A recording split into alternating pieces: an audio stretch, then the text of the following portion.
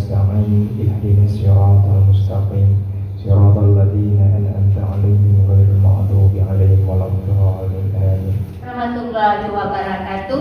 Waalaikumsalam warahmatullahi wabarakatuh. Alhamdulillah rabbil alamin. Wassalatu wassalamu ala asyrofil anbiya'i wal mursalin wa ala alihi wa ashabihi ajmain. Selalu kita sampaikan hadirat Allah Subhanahu wa taala. Karena dengan rahmat dan rahimnya jualan sehingga pada pagi ini yang barokah ini, walaupun hujan sangat barokah, kita masih dipertemukan di aula kita ini dalam rangka menyamakan persepsi lain namanya Pak Jus, karena kita sudah melalui 1 tahun setengah menyamakan persepsi mengenai kurikulum ataupun proyek dan lain sebagainya. Kemudian salawat beriring salam kita sampaikan pada junjungan alam Nabi besar Muhammad Sallallahu Alaihi Wasallam.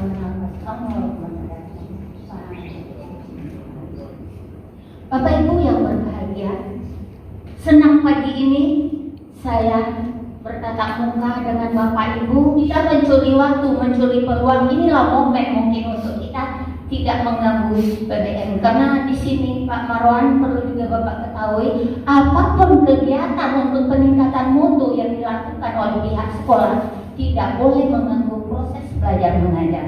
Karena kita di sini berlaku 2 aturan, satu dari Dinas Pendidikan, aturan yayasan. Nah, jadi 2 aturan yang dilalui. Nah, mengambil peluang lah Bapak pimpinan sekolah, inilah momen yang terdekat. Nah, untuk itu Pak Marwan bisa hadir. Selamat datang Pak di tempat kami ini.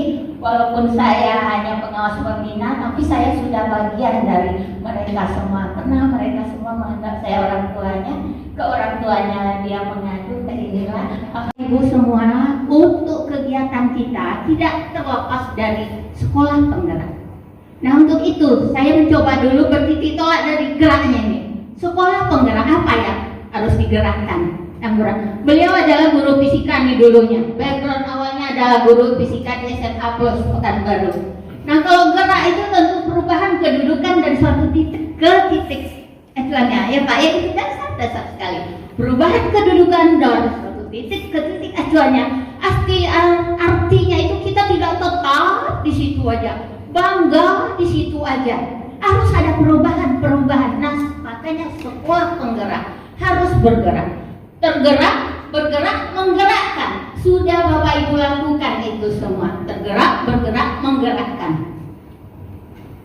Nah, sekarang kita ingin tadi adanya gerak secara fisika. Kita tidak stabil aja di situ. Harus ada perubahan. Nah, untuk mengisi perubahan, kita mengikuti perkembangan. Untuk itulah kami mohon nanti Pak Marwan mengisi kurikulum kah, proyek kah, walaupun itu sudah dilalui oleh kawan-kawan ini semua Pak, mereka sudah membuat, karena sudah 1 tahun, di awal dari nol sekali. Di awal dari nol, dari tidak tahu sama sekali, dikeluarkan SK sebagai sekolah penggerak. Nah, mereka merangkak dari nol, kita dipandu dari jarak jauh, dan pernah didatangi instruktur ke sini juga ada. Tapi yang namanya didatangi sekali cuma secara gamblang Bapak. Cara garis besarnya itu yang disampaikan. Namun ikhtiar sekolah tetap ada. Adanya kolaborasi, ciri khas dari sekolah penggerak. Semua berkolaborasi. Kita dari, kalau dulu namanya pelatih ahli dengan pelatih ahli, dan semua sudah dilalui. Kurikulum ada, proyek ada, semua itu ada. Namun tingkat kebenarannya itu, kalau saya bilang ya kebenaran hanya milik Allah, saya bilang kan ini ikhtiar kita, bahwa kita sudah mengupayakan sesuai prosedur yang diberikan. Nah, kita sudah berupaya. Namun apa yang diminta itu ada. Tapi kita yakin karena adanya gerak tadi selalu ada perubahan, selalu ada hal-hal yang baru. Maka kita tidak tinggal diam. Maka alhamdulillah pagi ini kita bersama-sama Pak Marwan untuk menunggu apa hal langkah-langkah apa ya kita ikuti selanjutnya. Waalaikumsalam warahmatullahi wabarakatuh. Alhamdulillahirabbil alamin wassalatu wassalamu ala asyrofil anbiya'i wal mursalin wa ala alihi wa sahbihi ajma'in. Asyhadu an la ilaha illallah wa asyhadu anna Muhammadan abduhu wa rasuluh. dan yang dia syukur kita panjatkan kepada Allah Subhanahu wa taala. Alhamdulillah di hari Kamis yang baik ini kita dipertemukan di aula SMP IT Said Hafiz Islamic Center Siak dalam keadaan sehat walafiat. Bapak Ibu, terutama yang Bapak Kepala Sekolah yang saya hormati, Ibu Pembina kita, pengawas, pegawai kita. Pertama, terima kasih atas undangan yang disampaikan kepada saya untuk bergabung berdiskusi dengan teman-teman guru, Bapak dan Ibu di SMP Said Hafiz Islamic Center. Sebenarnya saya di Islamic ini sudah pernah memberikan pelatihan di hampir semua sekolahnya, di SMP. Di SMA itu sudah 2 kali, di SD sudah pernah, ya. SMP-nya justru yang belum. Nah, dan ini alhamdulillah sekolah kita dibina oleh Muda Yusbita. Beliau ini orang yang sangat berpengalaman. Nah, ini kebetulan Muda kita sebagai pengawas ada di sini ya. Jadi KOSP di kurikulum Merdeka jauh lebih sederhana dibandingkan 13. Ya, dulu kita usulkan 13 kepala ini ya. Nah, sekarang pikir saja dan ikuti pedoman dan petunjuknya serta contoh di PNM ada semua, ya. Oke, kemudian juga asesmen serta beda K13 dan kurikulum Merdeka yang berpusat pada peserta didik. Ada produksi? Ya. Yuk, yang semua nanti kita ketika pembahasan kita gabungkan yang diferensiasi cukup banyak ya. Pak ini juga asesmen dan pembelajaran diferensiasi. Ini banyak yang saya baca yang IIS juga praktik pembelajaran diferensiasi yang tepat. Rata-rata hampir semua menuliskan pembelajaran diferensiasi. Nah, yuk kita diskusikan nanti karena memang banyak miskonsepsi ya dalam penerapan pembelajaran berdiferensiasi. Ulang kembali, meskipun Bapak Ibu pernah mendapatkan materi tentang pembelajaran diferensiasi, karena memang saya sempat menulis beberapa miskonsepsi tentang pembelajaran berdiferensiasi, terutama ketika setelah di asesmen lalu guru membagi siswa ke dalam kelompok-kelompok ya. Nah, kadang-kadang ada kekeliruan ketika memperlakukan siswa di dalam kelompok, apalagi kalau pembagian kelompoknya berdasarkan kognitif ya. Baik, mari kita bahas pertama tentang setelah ini pembelajaran diferensiasi. Kali kekurangan waktu dalam memahami kurikulum ditambah tugas lain. Kekurangan waktu dalam memahami kurikulum tambah tugas lain. Pak dari mana? Ya, Bapak dulu apa? Kami PAI, Pak. PAI. Kenapa dasar waktu? Ini Apa ada kerjasampingan? banyak, Pak. Ah. Banyak. Sebetulnya ini pengalaman saya yakin juga semua. Ya. Jadi di akun belajar ketika itu kan kita dituntut untuk nonton video. Ya. Kan banyak video itu kan? Ya. Itu kan. Saya yakin saya dan semuanya. Jadi bukan nih. Bukan semua sih Pak, tapi kebanyakan. Ya. Akibat dituntut masuk kelas, tugas-tugas lain. Jadi video itu dicepatkan. Skip saja. Bukan kalau skip lewat ya. Di langsung ke ujung gitu. Ujung ya. Si titik merahnya langsung gerak ke ujung. Kita tidak nonton jadinya ya. Oke. Jadi Betul juga begitu. kan sifatnya online kan. Ya. Jadi kalau kata kami bagaimana untuk supaya lebih paham sebagaimana K13 dulu di awal memang betul-betul enggak disediakan pelatihan khusus, waktu khusus di tempat khusus gitu. Memang diharapkan di situ guru pelatihan secara mandiri. Bimbingannya hanya dari awal apa yang akan kita buka, apa tahapan-tahapannya. Setelah baca modul, nonton video, dan untuk menguji pemahaman ada latihan pemahamannya. Di akhirnya ada post-testnya. Memang judulnya pelatihan mandiri, bukan pelatihan bersama-sama.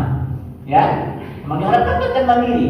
Maka PNM itu hampir semuanya itu adalah pelatihan untuk urus secara mandiri. Nanti kalau ada permasalahan baru dikolaborasikan dengan kawan-kawan.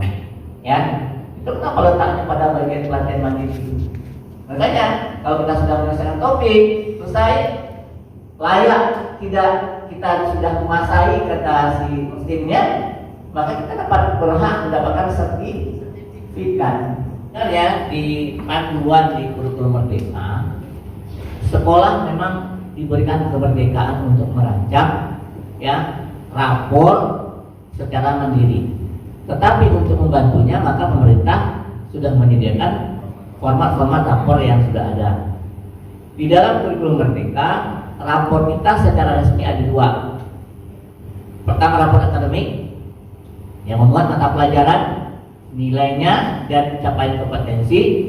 Yang kedua, rapor proyek penguatan profil pelajar Pancasila tersendiri. Lembarnya paling sekitar 1 atau 2 lembar. Nah, itu rapor resmi. Bolehkah sekolah merancang rapor sendiri versi mereka? Sebenarnya boleh saja. Saya banyak bina juga sekolah Islam terpadu di Pekanbaru. Mereka punya selama ini 2 rapor juga sebelum proyek. Pertama, rapor yang versi Kemdiknas, Kemdikbud. Yang kedua, rapor pelajar agama tersendiri. Jadi kalau meskipun di SMA, IT itu dia belajar bahasa Arab, belajar tahfiz, belajar apa, itu ada rapornya tersendiri. Nah, ada rapor yang Kemdikbud nasional tersendiri. Selama ini dia sudah 2 juga. Nah, berarti kalau mau dibuat sekarang jadi 3 gitu ya. Nah, kalau dianggap tidak praktis lalu digabung, sebenarnya tidak masalah, boleh juga ya. Selama ini belum ditemukan permasalahan yang mencolok, ya tidak apa-apa. Cuma kalau ke depan, kalau saya menyarankan biar orang tua kita dibiasakan juga dengan rapor ini rapor Kemdikbud, ini rapor khas sekolah kita yang khusus agama saja dengan tahfiznya. Kemudian rapor proyek, ya.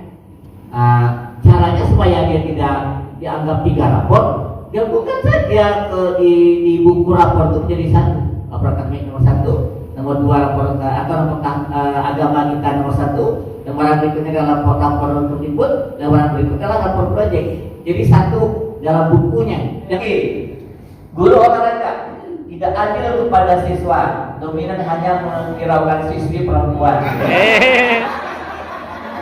Keluarga tidak adil. Oke. Pak Edil, guru yang kurang saya sukai adalah guru kelas 2 SD. Alasannya karena jika kita tidak bisa menjawab pertanyaan atau mengajarkan matematika di depan kelas sering dimarahi. Guru PJOK saat praktik PBB di SMP pernah ditendang saat salah baca depan.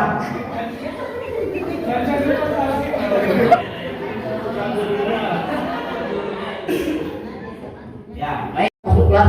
Di gurunya marah dia, disuruh di muka langsung keluar semacam. Nah, suruh menanyakan soal ke depan kelas. Saya tidak dapat tahu itu Pak. Dari kimia, sampai sekarang saya kimia bisa. Jadi malu Pak dimarahi kepala kelas itu seperti kata Bapak tadi. Ambillah pelajaran Bapak dan Ibu, hal-hal positif yang kita tuliskan hari ini. Yuk kita jadikan juga pelajaran ketika kita menjadi seorang guru sekarang. Karena anak-anak kita juga ingin mengidolakan mata pelajaran kita, menyenangi mata pelajaran kita. Kemudian hal-hal yang tidak kita senangi sewaktu kita menjadi murid, sama anak-anak didik kita sekarang juga tidak ingin dia diperlakukan seperti kita mengalami hal-hal yang tidak kita senangi dahulu. Ya, Ibu, yuk, karena begitu besarnya peran kita sebagai seorang guru dan permasalahan terbesar Bapak Ibu di pembelajaran yang Bapak Ibu tulis tadi adalah tentang pembelajaran diferensiasi. Saya akan bahas tentang pembelajaran berdiferensiasi. Saya sudah karena berapa kali mengajarkan pembelajaran diferensiasi dan saya perbaharui terus slide saya berdasarkan pengalaman yang saya dapatkan dengan Bapak Ibu guru di beberapa sekolah binaan dan di tempat-tempat pelatihan. Ya, baik, kita akan bahas tentang pembelajaran diferensiasi ini. Mulai dari ini tadi sudah kita tuliskan ya di Jamboard tentang pengalaman Bapak dan Ibu menyukai atau tidak menyukai mata pelajaran tertentu. Yang kedua, yang harus kita pahami sebelum menerapkan pembelajaran berdifferensiasi adalah pahamnya kita tentang keberagaman peserta didik kita atau keberagaman siswa kita. Bahwa anak kita itu beragam, anak kita itu bermacam-macam, beragam dan bermacam dari segi apa? Mulai dari fisik, mulai dari latar belakang orang tuanya, pendidikannya, masyarakatnya, minatnya, bakatnya, semua beragam. Dan secara umum di dalam pembelajaran para ahli mengelompokkan dalam 3 keberagaman siswa kita. Yang pertama namanya profil belajar. Yang kedua kesiapan awal. Yang ketiga adalah minat. Apa itu profil belajar? Profil belajar itu adalah karakteristik unik setiap individu yang mempengaruhi gayanya dalam atau kebiasaannya dalam belajar. Ya, kalian karakteristik unik setiap individu yang mempengaruhi gaya dan kebiasaannya dalam belajar, yang membantunya untuk bisa lebih cepat memahami konsep dan menguasai keterampilan baru. Jadi setiap anak itu unik, salah satunya dalam hal bagaimana dia memperoleh ilmu pengetahuan, bagaimana dia memperoleh keterampilan unik. Dan itu terjadi tidak hanya kepada anak, kepada kita juga seperti itu. Cara Bapak Ibu sekarang memahami topik yang saya sampaikan, masing-masing kita berbeda. Gaya belajar Bapak Ibu untuk menangkap materi yang kita bahas hari ini berbeda-beda setiap orang. Dan setiap anak itu harus kita akui perbedaannya dan keunikannya. Jangan dipaksa dengan satu cara atau dengan cara kita. Saya sebut contohnya, Bapak. Saya dulu pernah punya murid. Kalau dia belajar, dia senang memainkan pulpen. Dia putar-putarnya yang silinder dia. Dan saking terbiasanya dia memutar pulpen itu, bagaimana caranya sangat cepat. Jadi dia sambil belajar untuk memutar pulpen. Kalau kita sebagai seorang guru tidak paham bahwa itu kan keunikan dia dalam belajar, bisa jadi ibu bapak masih terganggu. Mungkin dia ambil pulpennya. Kamu ini kok gampang ini, pegang pulpen terus, ambil pulpennya, ditaruh ini, misalnya gitu ya. Lalu kita paksa dia duduk lipat kanan. Nanti setelah lipat kanan, anaknya tangannya gitu kan? Kenapa? Karena dia lebih terbiasa memegang sesuatu kalau untuk memahami belajar. Jadi itu keunikannya. Jangan dipaksa dengan cara kita, tak mengganggu. Ada anak satu muter-muter buku, ambil bagian kepala. Pernah lihat anak-anak di pondok tapis menghafal Quran sambil mengganggu ini? Kan? Itu metodenya dan itu membuat dia mudah untuk menghafal, biarkan saja. Itu adalah profil belajar seseorang. Jangan dipaksa dengan cara kita. Duduk, lipat tangan, nggak boleh bergerak, nggak bisa. Ya, tapi ada guru yang menanyakan, Pak, anak saya di kelas itu Pak, lain pula keunikannya. Apa tuh? Dia tidur sambil belajar Pak. Apakah itu profil belajar? Ada sini. Saya kasih kesempatan menghafal 1 menit. Dia angkanya, saya kasih menghafal 1 menit. Nanti kita lewatkan. Saya yakin Bapak Ibu semuanya bisa. Angkanya lihat. Iya, oke. Ya, 451 900 708 1234 17. Wah, sempurna. 5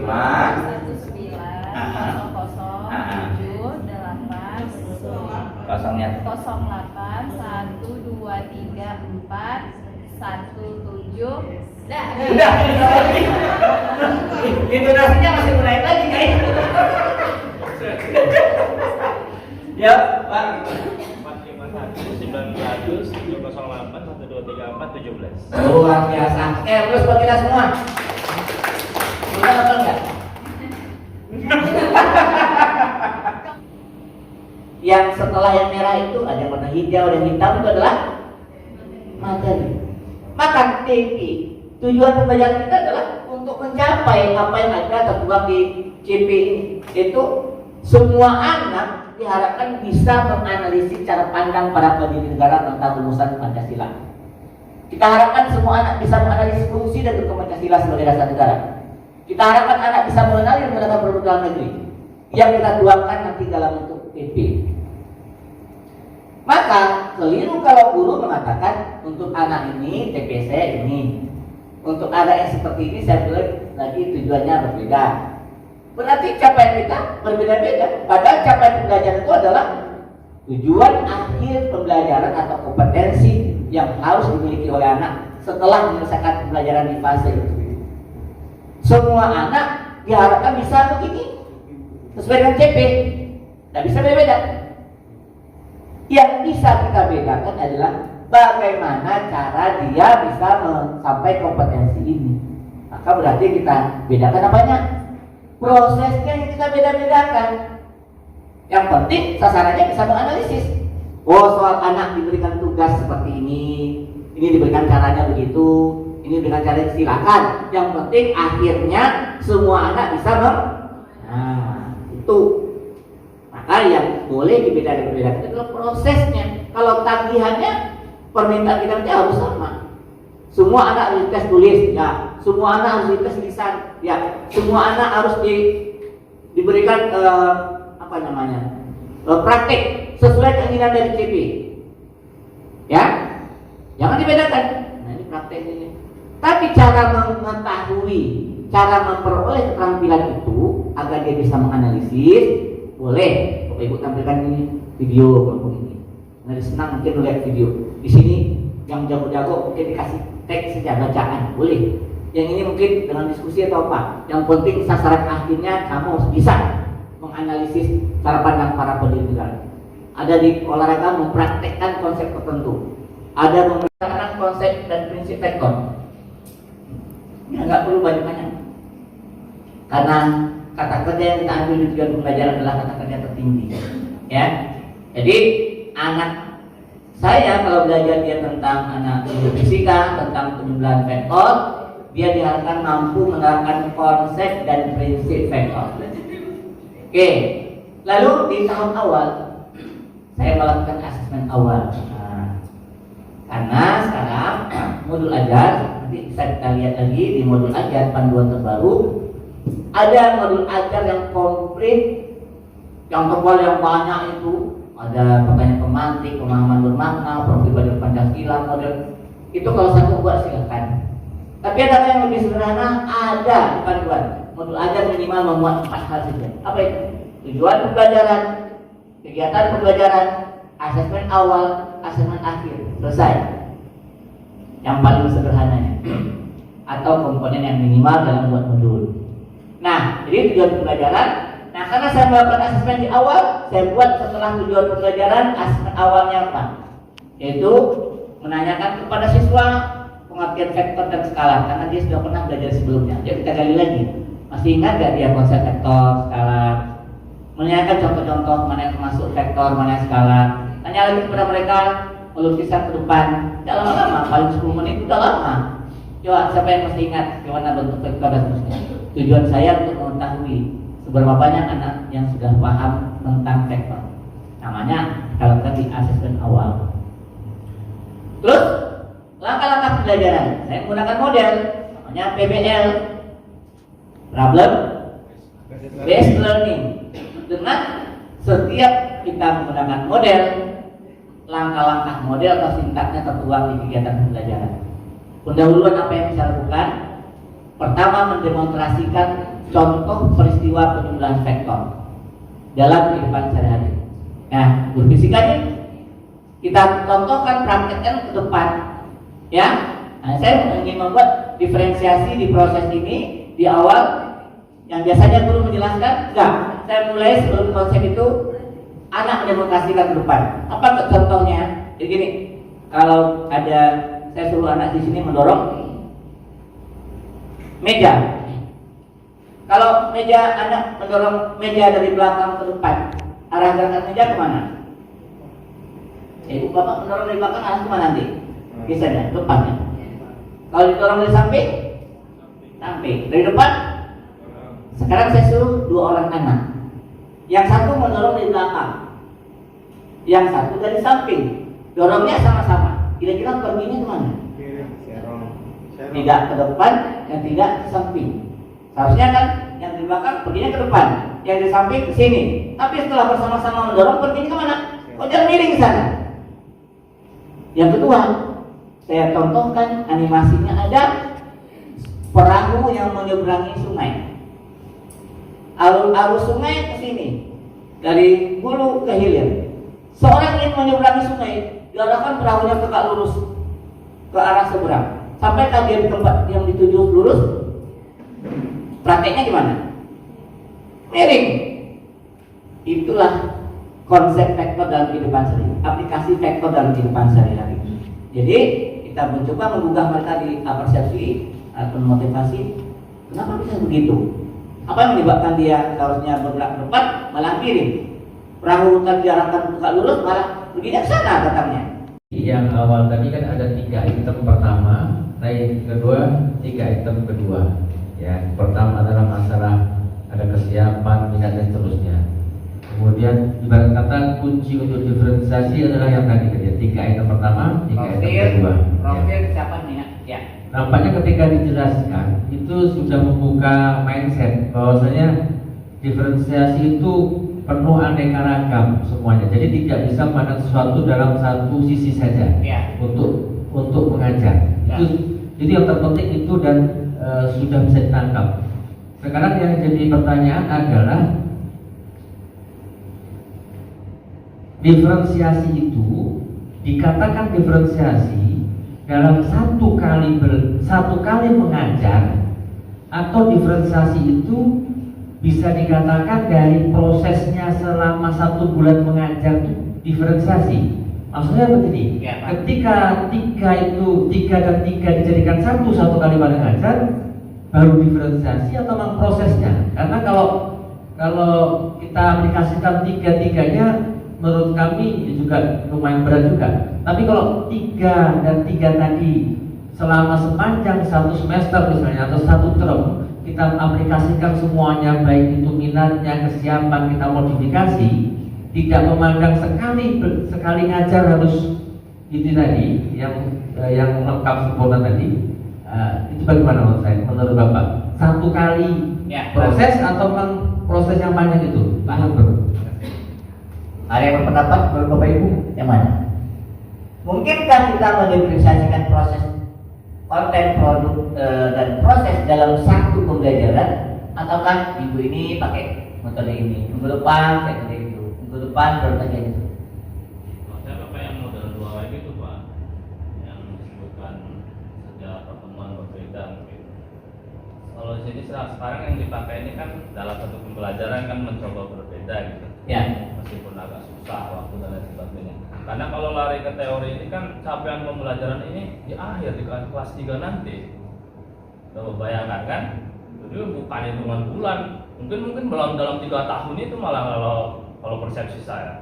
Bahkan kalau tadi Bapak mengaitkan di sini ada capaian ada tujuan, kalau membaca teks kayak gitu, berarti tujuan pembelajarannya itu sedikit banget gitu. Kalau cuma mengikuti capaian pembelajaran dan tidak kita detailkan. Kalau dulu kan ada indikator gitu kan, seperti itu. Di dalam panduan, saya tadi di awal lupa ya, kita setelah penggerak angkatan pertama dan sudah memasuki tahun kedua, maka hati-hati apa yang sudah beroleh dalam panduan 2021 mohon jadikan dokumen, simpan saja. Karena panduan-panduan terbaru untuk tahun 2022 sudah keluar. Karena panduan 2021-2022 jauh berbeda. Ambil contoh dalam asesmen berbeda. Dalam apa yang berbeda yang sangat mendasar yang saya lihat, asesmen dan panduan pembelajaran sangat berbeda. Rapor ada juga sedikit perbedaan. Maka CP juga berbeda. CP kita tahun 2022 berbeda dengan CP tahun 2021. Nah, maka di panduan yang terakhir disebutkan bahwa tujuan pembelajaran itu bersifat umum. Diambilnya dari mana? Dari PP. Komponennya ada 2, kompetensi dan materi. Itu satu. Yang kedua, bolehkah kita menurunkan menjadi hal yang spesifik, kalau diambil dari CP itu adalah di akhir fase nanti itu di kelas 9, boleh, dan itu memang dianjurkan prakteknya di dalam pembelajaran. Mau kita tuangkan dalam modul kita, modul ajar untuk topik ini, TP-nya ini, anak-anak TP-nya dari silahkan dalam pembelajaran. Karena coba kita lihat Bapak, contoh menganalisis, kita pernah belajar taksonomi belum? Yang C1 sampai C6, menganalisis ini C berapa coba? C4. Mungkinkah seorang anak bisa langsung menganalisis tanpa dia mendapatkan tahapan awal pengetahuan, pemahaman dan penerapan? Tidak mungkin. Ibu, saya sudah rekode 214. Saya senang sebenarnya ketemu dengan guru-guru hebat SMP, IT, Hafiz, ya.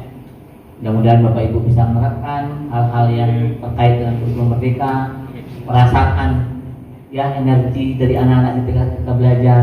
Kalau gurunya semangat, gurunya ikhlas, itu terasa. Kita bisa merasakan respon dari siswa kita. Sama seperti guru-guru yang malas-malas ngajar, responnya juga akan lebih malas lagi siswanya. Gitu? Nah, kita ambil yang positifnya. Terima kasih Bapak Ibu, mudah-mudahan bermanfaat, dan saya mohon maaf kalau ada hal-hal yang kurang berkenan. Saya akhiri, wabillahi taufiq wal hidayah. Assalamualaikum warahmatullahi wabarakatuh.